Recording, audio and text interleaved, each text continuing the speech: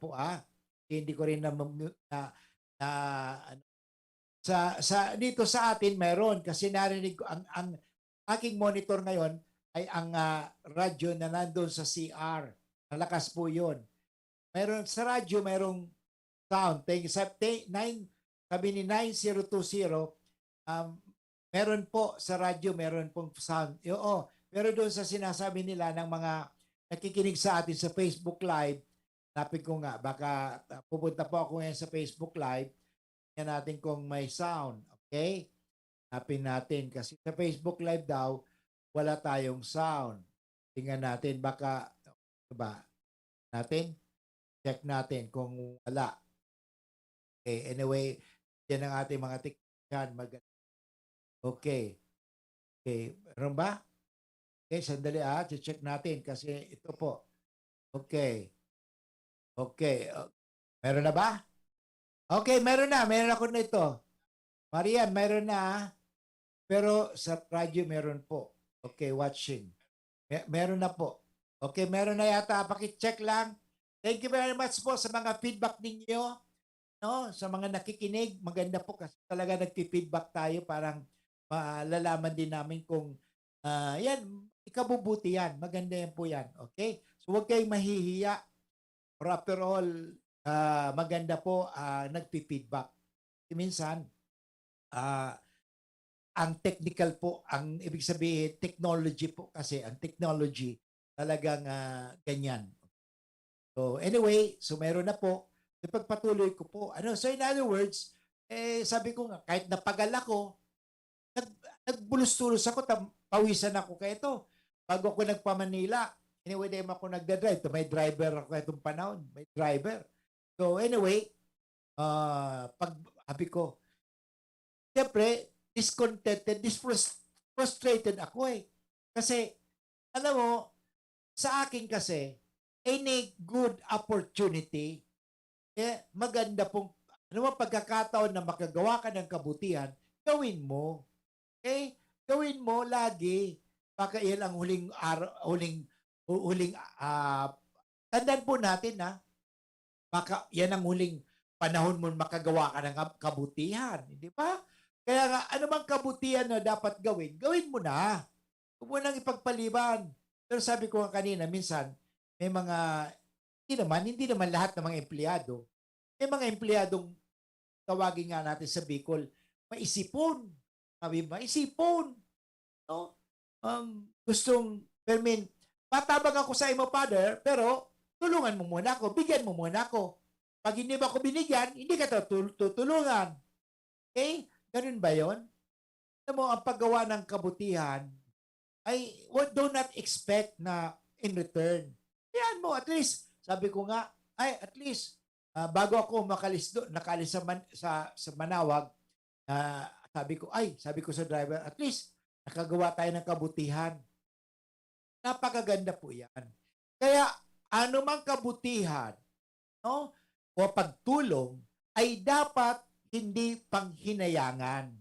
Para na-waste ko tuloy yung oras ko. Sana, maaga ako napunta sa Manila. Tingnan mo, na-traffic patuloy ako dito sa Bulacan. Hindi po ganon. No? Ang importante, maganda yun nakatulong ka. Nakagawa ka ng kabutihan. No? Importante yan Isipin lagi natin, gawa tayo ng kabutihan lagi. For after all, kung hindi ka man susuklian ng tao, susuklian ka lagi ng Diyos. Yan ang alam ko mga kaibigan. Hindi ka pababayaan ng Diyos. Kaya mali po yung kaisipan na yan na nagsasabi, pag ikaw ay gumawa ng kabutihan o ikaw nagbigay, para mawawalan ka. Hindi ka mawawalan. Malinaw na ipinahayag ni Jesus sa atin, may kalakip na gantimpala ang anumang mabuti. Tanda natin, may kalakip na mabuti. Kabutihan talaga lagi yan. No, may kalakip yan. Ng gantimpala, anumang mabutin na maaari nating magawa sa ating kapwa. Okay? Hindi ito dapat tingnan natin bilang suhol. Minsan, ang ginagawa natin, badal gagawa ako ng mabuti, parang suhulan ko ang Diyos. Pag namatay ako sa Diyos, pag namatay ako, may babayaran sa akin ng Diyos. Di po ganun yan ha. Minsan, ganun din tayo. Ang relasyon natin sa Diyos, minsan parang relasyon natin sa tao. Okay? Sinusuhulan natin ang Diyos. Sasabihin natin na, o sige, gagawa ko ng mabuti. Susunod ako sa iyo ng lahat ng utos. Pero ito, bigyan mo ko ng ganito. Hindi dapat tingnan bilang suhol natin sa Diyos upang gantimpalahan niya tayo. Sapagkat hindi kailanman masusuhulan ang Diyos. Tandaan natin yan, hindi masusuhulan ng Diyos. Katulad nga ng sinasabi natin minsan, kung ano ang itinanim, ay siya rin ating aanihin. Ang tanong ko, bakit nga ba tayo gumagawa ng kabutihan? Bakit tayo tumutulong sa kapwa? Gumagawa ka ba ng kabutihan at tiyak sa aanihin ka rin ng kabutihan? Yan. Yan ang gumagawa tayo ng kabutihan dahil yan ang mabuti. Bakit ka tumutulong? Kasi maganda ang tumulong. Bakit ka gumagawa ng mabuti? Sapagkat yan ay ikabubuti at mabuti. Gumagawa tayo ng kabutihan at tiyak na aani rin tayo ng kabutihan. Totoo naman yan. Sa isang banda, kung tayo man ay gumawa ng kabutihan, nangangahulugan lamang ito na sinasabuhay natin ang ating pagiging mga anak ng Diyos na siyang pinagmumula ng lahat ng kabutihan. No? Importante yan After all, nilikha tayo sa paggawa ng mabuti lamang. Balikan natin ang Genesis. Lahat ng nilikha ng Diyos, ang langit at lupa, nilikha ng Diyos ang lahat ng bagay, nilikha niya tayo sa paggawa ng mabuti lamang. So yung mga tugang sa tuwing pagkurulayan, anumang ikakarahay. Sinasabi nga anumang ikakarahay. Anumang ikakarahay natin, ibuhon mo. Na kundi ikakarahay yan, ikakaluya, kung hindi yan ikakabuti, o hindi, baka ikaw ay nakakapaggawa ng masama, nakakasakit ka. No? Kaya sa buhay natin, hapot ko lang po kanina, mula ba kaninang umaga, mula pagkagising mo, hanggat sa ngayon, ilan na ba nasaktan mong sa salita? Ilan na ba ang minura mo? Ito naman, mula nang nagising ka kanina, ilan na ba ang taong nabigyan mo ng inspirasyon? Ilan na ba ang mga taong naginawahan at nakapagbigay, ay salamat dahil sa iyo. Sana po ipagpatuloy natin yan. So anyway, babalik po ang iyong lingkod pagkatapos ng paalala. Ang oras po natin ngayon ay 32 minutes after 1 o'clock. Ang oras hatod sa Indokang Neurobion. Neurobion, helping true heroes by nourishing nerves. Vitamins B1, B6, B12 is the generic name of Neurobion. If symptoms persist, consult your doctor. Oras na para itodo mo beat mo with Coke Studio. RightMed, isang pangalan sa gamot na kailangan.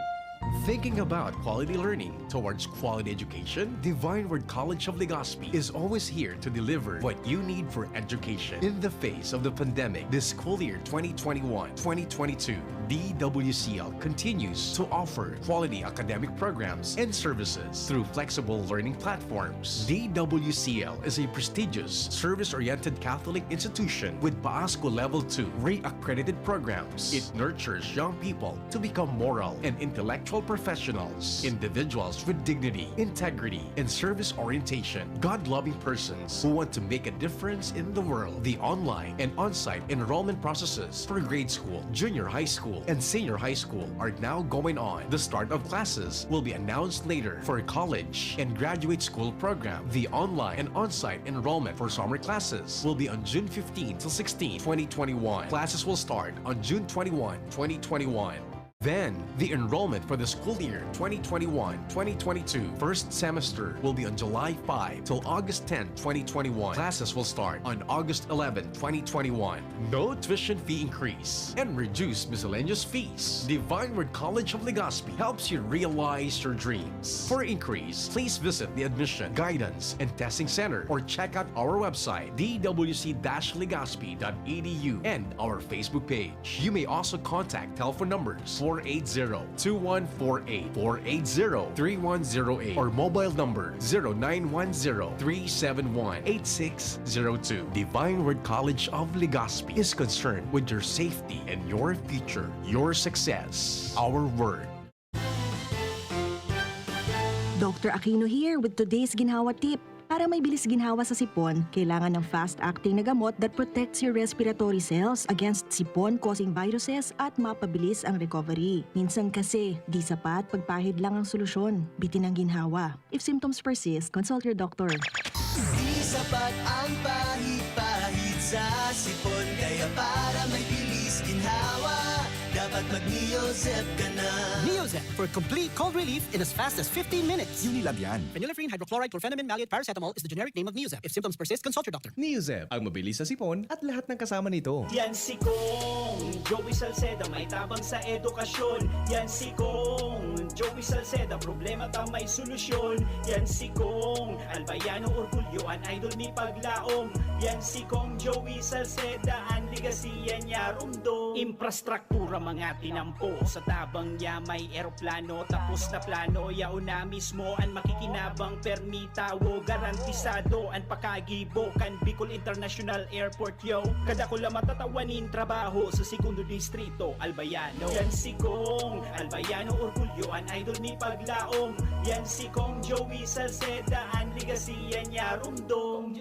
Nandito na ang pinakabago. Pinakabago? Ipinakilala ang mas pinalakas pa ang pinakabagong Doc F Mixed Herbal Capsule. Kahit stress na ang beauty mo, mapapasmile ka pag nakainom ka ng Doc F Mixed Herbal Capsule. Para makainom ng libre, mag-send lang ng inyong mensahe sa Facebook page, The Big C Freebies. The Big C Freebies. Para naman sa promo hotline, buy one take one, door-to-door delivery na. Free shipping pa. Mag-text sa 0967-583-1820. 0967-583-1820.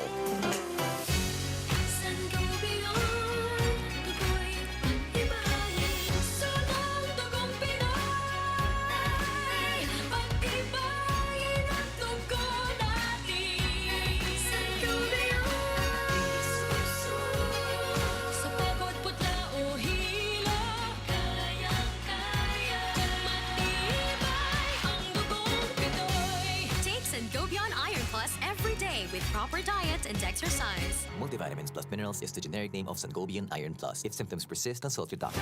Pakinggan natin ang aktual na testimonya ng isa sa mga natulong gumaling sa pag-inom ng Philnona Juice. 100% pure. Ako si Fatima Dixis ni Aguilar, sarong public school teacher sa Legazpi City. Nagkamati po ako kitrangkaso, kulugilawas, sipon at ubo. Pati man ang sakuyang agum na pulis na sarong frontliner at ang samuyang aki. Natakot kami tabaka COVID na ang samuyang namatayan. After 2 days, napakainumin Philnona Juice, nagmaray na ang samuyang kamatayan at kuminusog tulos man ang samuyang resistensya. Grabing pagpapasalamat mi, lalong-lalo na sa satuyang Diyos. Sa narahay kami tulos kan samuyang kamatayan. Philnona Juice at Philnona Capsule. Subok na at epektibo pa. Mabibili na sa inyong mga suking butika. No approved therapeutic claims. Ang new normal kasama ang Gen-Z. Face mask, check. Face shield, check. Alcohol, check. Sapat na ba para sa depensa at proteksyon? Dapat may Gen-Z din araw-araw. Ang Gen-Z Vitamin C ay nakakatulong magpalakas ng immune system. Kasama ang proper diet at exercise, may laban sa impeksyon, may distancing sa sakit, proteksyon at depensa sa labas at loob. Ito ang new normal natin. Gen-Z Vitamin C. May laban tayo! Ascorbic acid is the generic name of Gen-Z. If symptoms persist, consult your doctor. Maraming mikrobyo sa lansangan. Kabilang dito ang mga itlog ng bulate na naninirahan sa bituka na sanhi ng sakit ng tiyan, malnutrisyon, anemia, mababang IQ at pagbaba ng resistensya. Para makaiwas sa komplikasyon na dala ng bulate, makiisa sa gaganaping libreng purga ngayong National Deworming Month. Libre, mabisa at ligtas para sa mga batang edad 1 to 18 years old, mga buntis at mga tao na naapektuhan ng mga sakit na ito. Magtanong sa inyong pinakamalapit na health center para malaman ang iba pang impormasyon ukol dito. Isang paalala mula sa Department of Health Bicol Center for Health Development. Okay mga tugang, balik po kita giraray sa satuyang programang Marahay na Hapon with Father Butz Bombase, OP, ng University of Santo Tomas, Legazpi. Sa mga natatadapang minuto kasatuyang programa, gusto ko kamong tawaan kan satuyang sabi nga ni urulayan ang paggibo ng karahayan. Okay? Dahil agad kita manghinayang, maggibo ng karahayan. Sige lang ng sige. Sabi nga in English, no matter who you are, maging sino ka man, you have the ability to do good. Okay? Good man, good. Very good. Why? Why? Tano? Because behind every act of giving is an attitude of grace. Why? Because we are children of God. Hayaan ninyo minsan magtaram ako ng English iyo. Okay? Because importante mga tugang iniho. No matter who you are, okay? Maging sisay ka man, you have the ability to do good. Okay? Anong dahilan? Because we are children of God. Okay? So, sabi nga ni, what we can do for others is like throwing a pebble into a river. Para bang naghagis ka ng gapo tuman sa, ini na lang, gibuhon ta ba kung river na lang iniho. Magibo ka sa inibagang piglalabahan, ining balde, o bako mang balde, langgana. Okay? Of course, ang tinatawag kaan, nagtapon ka ng pebble or miski sadit sa nangani na gapo. But it continues to ripple until the farthest drop of water is touched. Subukan mo niyo. Mag-practice ka mo. No, may planggana ka mo, kaganon tubig, kagan mo ning miski to sa dito nagapo, pagkakaigwa ng tinatawag natin ripple effect.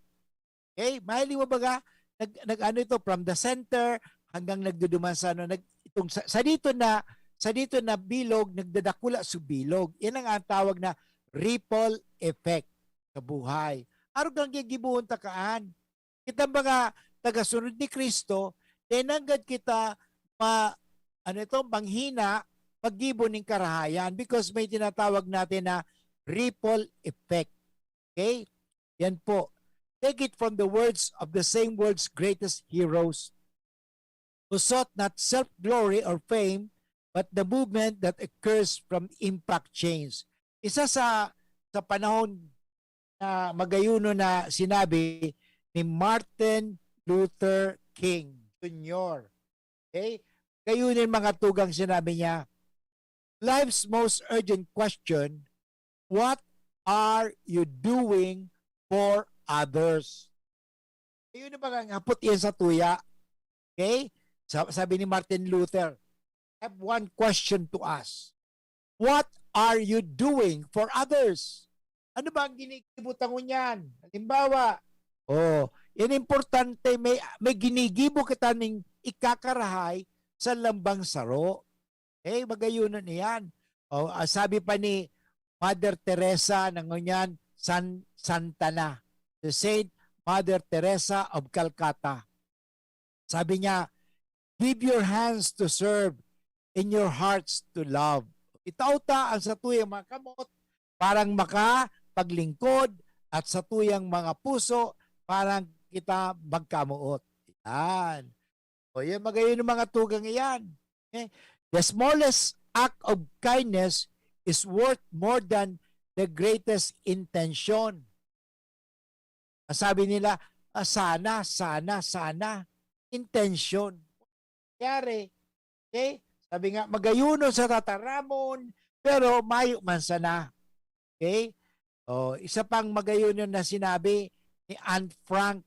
Si Anne Frank, saro iyan mga tugang na nagtios mga itong panahon sa concentration camp. Sabi niya, how wonderful it is that nobody need wait a single moment before starting to improve the world. Kaya, punan mo na. No? Punan ta na ang pag-ibo ng karahayan. Huwag mo nang, siya po nang pwede magpuon. Kaya punan ta na iyan. Kaya pa, si Say mapuon kasi pagpaparahalat kita kaan, mayo mangyayari. Sabi nga ni, parahalat kita, mayo mangyayari. Pero kung napunan mo na, diretso na iyan. Magayon ng baga. Kaya mga tugang na mga nagdadaog sa tuya, no, magayon na kita mga nagdadaog sa DCGB, lalong-lalo na sa oras na ini, 1:00 hanggang 2:00, sa tuyang programang Marhay, mahapon, magibo ning karahayan. No? Ining programang iniho, bako may ning programang para magtawsa na ng impormasyon. Bako, ang inihong programang iniho, talagang nagtatao ning challenge at inspirasyon. Ano man, Father, ang hamon mo sa muya ngunyan? O ang hamon ko sa tuya, bakun sa indo, kundi sa tuya, paggibo kita ning karahayan. Permise na. Okay? Kasi ang ebanghelyo ngunyan, hali sa ebanghelyo ni San Mateo, kabanata 10, talata 34, kabanata 1 hanggang 1, yan po yan na sabi ng Panginoong Yesus na paano tayo maging karapat-dapat na mga tagasunod niya.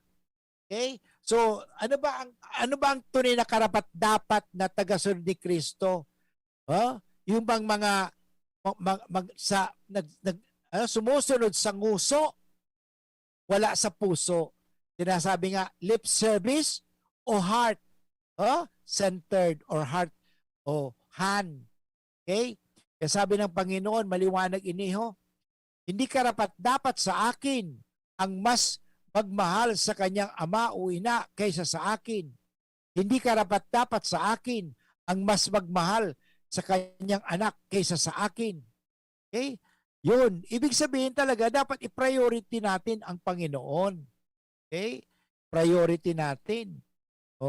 Kaya, ang mahalaga, ining hamon sa atin ng Panginoon ngayon. Okay? Na mag-ibo ng karahayan. Mag-ibo talaga ng karahayan. Kaya sabi ng Panginoon, kasi ang pagmamahal kaysa sa, sabi natin, mahal natin ang tao, pero hindi natin mahal ang Diyos. Okay? Sabi, mahal naman natin ang Diyos, pero hindi naman natin mahal ang tao. Hindi dapat balanse. Kaya nga ang krus, tingnan na natin ang krus, dalawang yan. May vertical saka horizontal. Okay? Alam mo, gabos, yan ay talagang may kahulugan Kaya sinasabi ng Panginoon, maliwanag ito Huwag kayong mag-isip. Dumating ako parang magdala ng kapayapaan sa lupa. Hindi kapayapaan ang dalak ko, kundi tabak. Wow. Huwag nyo interpret itong literal kasi grabe si Jesus. Ibig sabihin itong symbolism na tabak, ang tabak kasi nanghihiwa. So it is a choice. Okay? Pag tinatabak mo, ini sinasegregate mo. So ang tabak ay nakakapanghiwa. Okay? So hinihiwalay natin. Yun. Hindi kapayapaan ang dala ko, kundi tabak. Dumating akong taglay ang paghihiwalay ng tao laban sa kanyang ama at ng anak at babae sa kanyang ina, ang manugang sa kanyang biyanan, at magiging kaaway ng bawat isa sa kanyang mga kasambahay.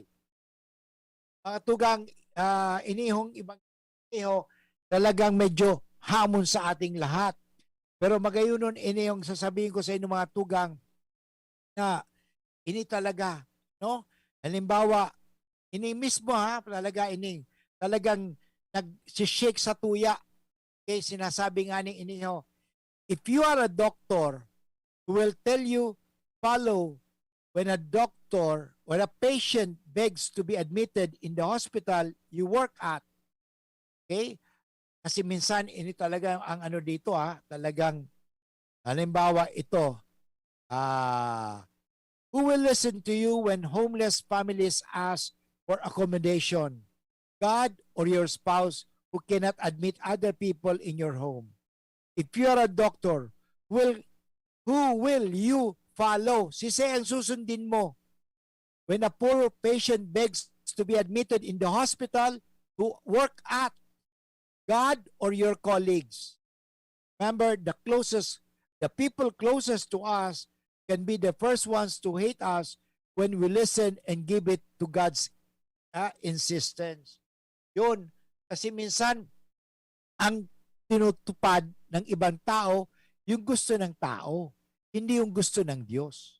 Yan. Kaya sana, ngunyan na daw, ito yung paghurup-hurupon mga tugang. No? Kasi bago nga sabi ko sa inyo, istorya bagay itong dalawang palaka. No? Dalawang palaka.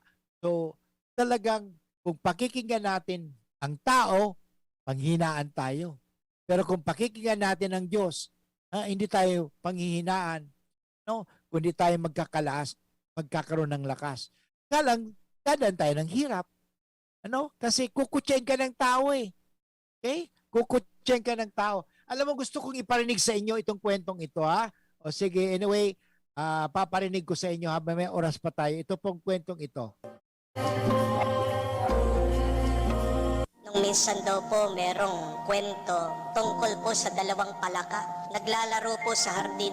Tumatalon ng tumatalon. Sa kakatalon po nila, sila po ay nahulog sa isang malalim na butas.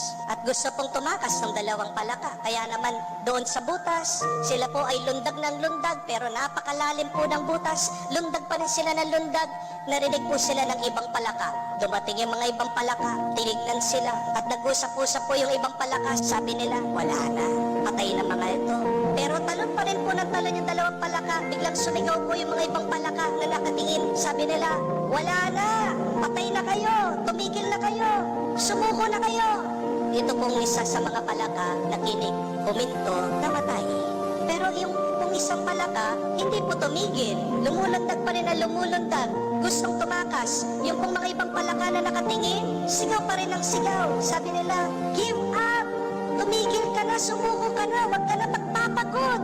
Wala na, napakalalim. Hindi ka na makakatakas dyan. Pagkatapos po ng kakasigaw, nagulat sila na nakatakas daw po yung palaka.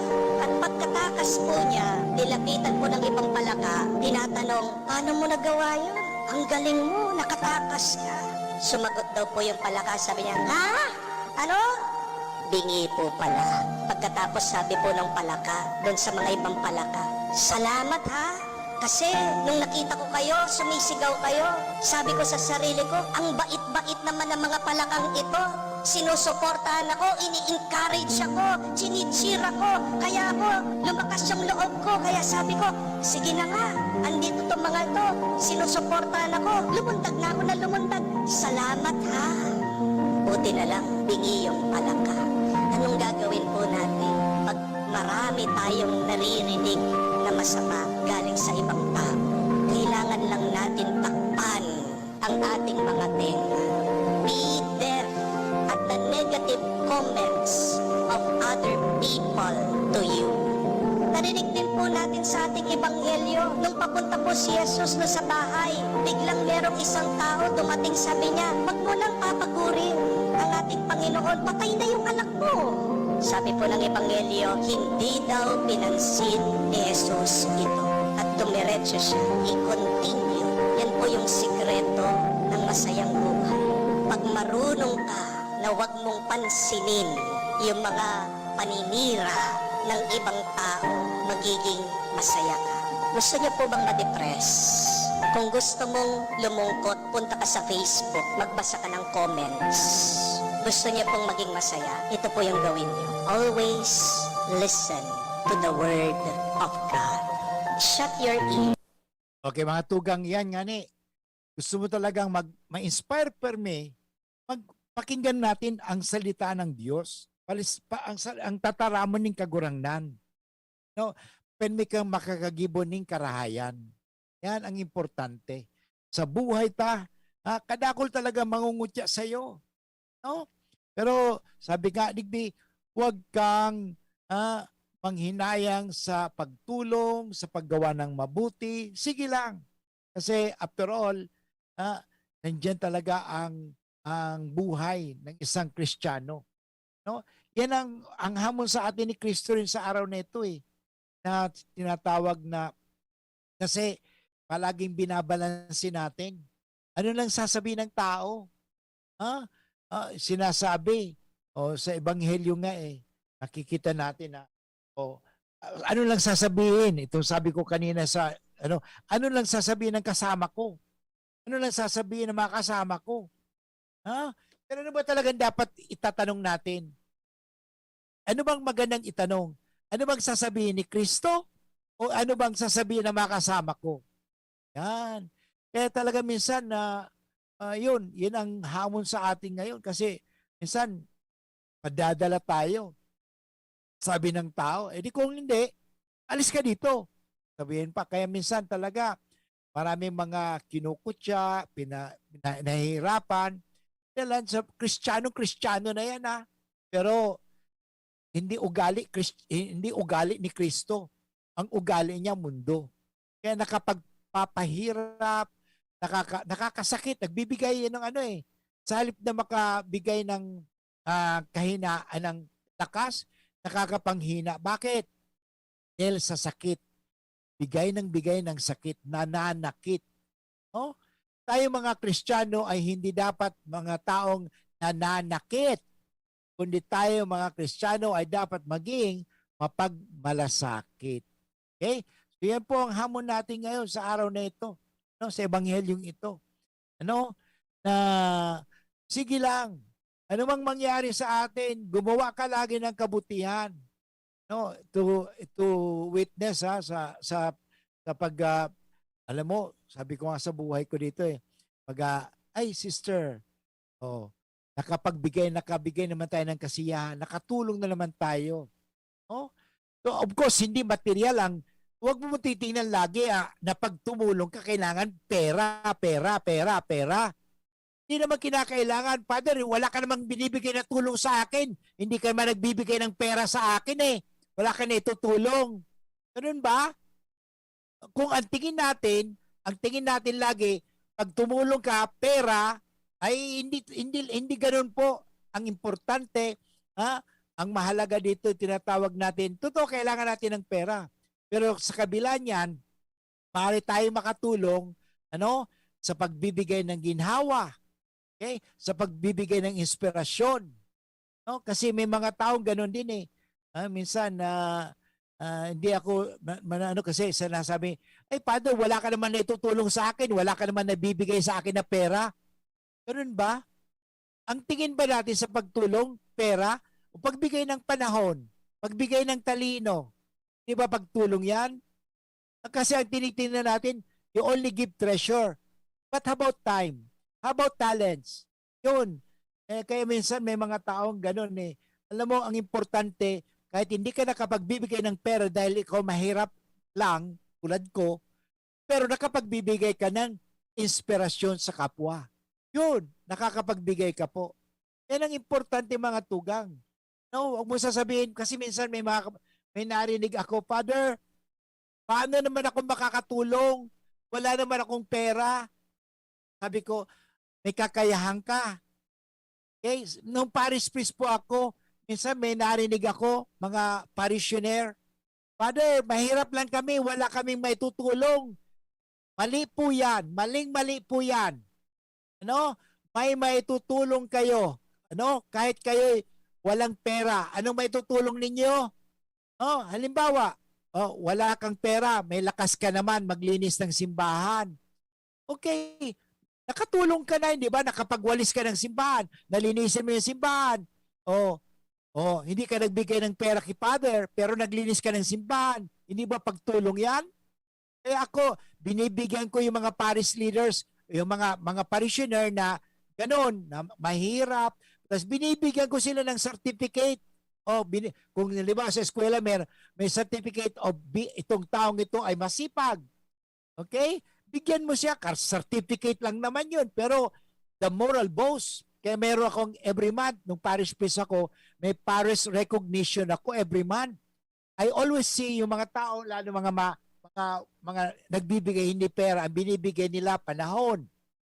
Nagbibigay nila sila ng kakayahan. Ino-honor ko sila. Binibigyan ko sila ng parangal. Okay? Paano yun? Simple lang. Bigyan mo ng parangal. Sa one Sunday, actually ginagawa ko, every third Sunday of the month, the parish recognition yun. Kaya ngayon, sa misang ito, pagkatapos ng misa, meron po tayong pararangalan. Ang mga kapatid natin, ang mga parishioner na talagang hindi mo masisipag, na kahit na po sila ay walang pera, tumutulong sila sa parokya. Yan po ay maganda. So, yun po ang hamon ko lang sa ating mga kaibigan, huwag tayong manghinayang. No? May magagawa po tayo. Ano ang mabuting gawin natin na. Anyway, inabot naman tayo ng oras yung pamamaaram, kaya po mga tugang, bago kita magpaaram, tayo muna ay magdasal sa tuwing paboritong pang-GO. Okay?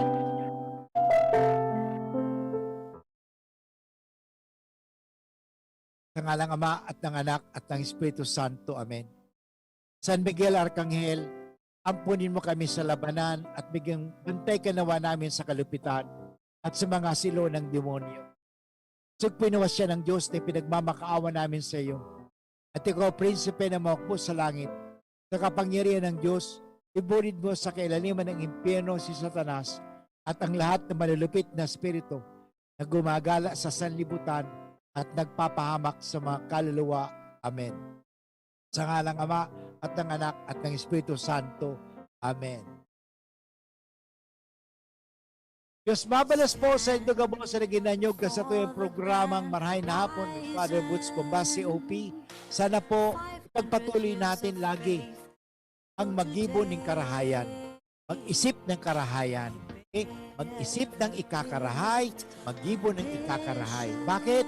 Anak tayo ng Diyos. Kaya sabihin nga natin ito, anak ako ng Diyos, mahal na mahal ako ng Diyos, susundin ko ang kagustuhan ng Diyos at ang lahat magiging maayos. Maraming salamat. God bless everyone and take good care. And ito po muli si Father Butch Bombasi OP ng University of Santo Tomas Legazpi na nagsasabing thank you and bye for now and I love you. Bye-bye.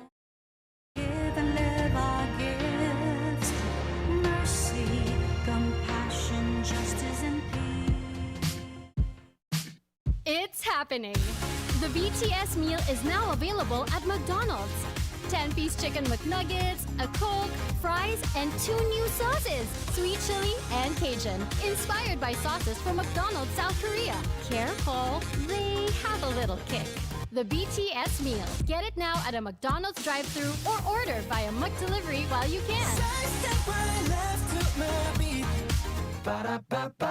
Inihahandog ng Goldshine Pharmaceuticals Incorporated ang Magkape at Magkamilyon sa Jim's Coffee Raffle Promo. Ang isang entry ay dapat may kalakip na 5 sachets. Any combination ng alingmang Jim's Coffee product. Ang mga proof of purchase na ilalakip ay dapat may expiry year na 2021 onwards. Ilagay sa puting sobre kasama ang pangalan, edad, kumpletong address, contact number, firma. Kung anong Jim's Coffee